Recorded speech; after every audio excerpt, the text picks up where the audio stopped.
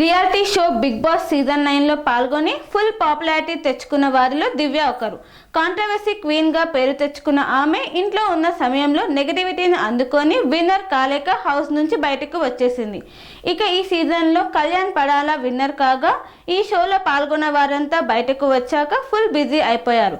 ఇక దివ్య మాత్రం సంక్రాంతి బరిలో విడుదలైన చిత్రాలకు రివ్యూలు ఇస్తూ ట్రోలింగ్కు గురవుతుంది. తాజాగా దివ్య ఇన్స్టాగ్రామ్ ద్వారా బాస్ చిరంజీవి మనశంకర్ వరప్రసాద్ మూవీకి నెగిటివ్ రివ్యూ ఇచ్చింది.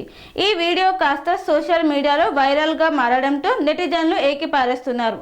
ఖర్చు లేని వ్యాపారం కదా, ఈ మధ్య ప్రతి ఒక్కరూ రివ్యూవర్ అయిపోయాడు, ఫోన్ ఉంది కదా అని నోటికి వచ్చినట్లు చెప్పేస్తున్నారు. మీకు సంక్రాంతికి వస్తున్నాం సినిమా నచ్చితే ఇది కూడా నచ్చుతుంది.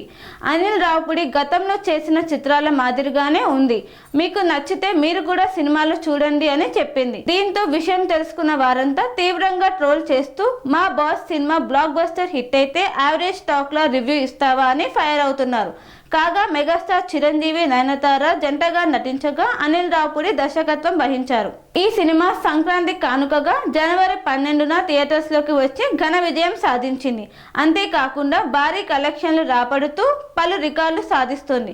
5 రోజుల్లోనే 200 కోట్ల కలెక్షన్లు రాబట్టింది.